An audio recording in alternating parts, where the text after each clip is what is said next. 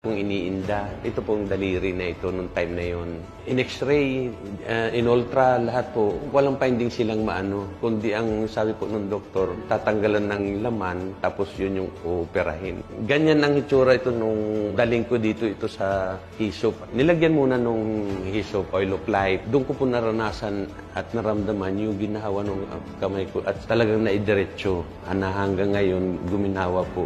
Talagang ang bait ni Lord at may purpose din siguro sa akin. Isipin niyo po, kung pinaopera ko ito, hindi ko alam kung ang mangyayari at saka yung gagastusin pa doon.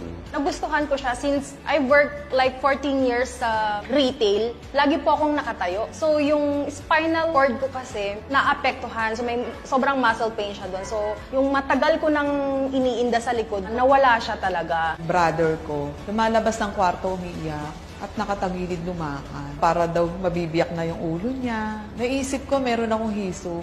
Pinainom ko. Tapos hinaplasan ko siya mula batok niya hanggang paa niya. Then later on, nakikita ko, maayos na siyang magsalita. Lagi ko siyang kinukulit na magpa-check up. Sabi niya okay na raw siya, wala siyang nararamdaman. Yung father-in-law ko, malaki yung prostate niya. In fact, ang sabi ng urologist niya, forever na daw na ganun kalaki yung prostate niya. Ang ginawa niya is pinahid lang niya yung oil dun sa part ng prostate niya, and then from 55 point something centimeters yung laki ng prostate niya, naging 38 point something na lang. So that's a 17 centimeter difference. So talagang effective. Wala siyang ibang iniinom, Hisop oil of life lang.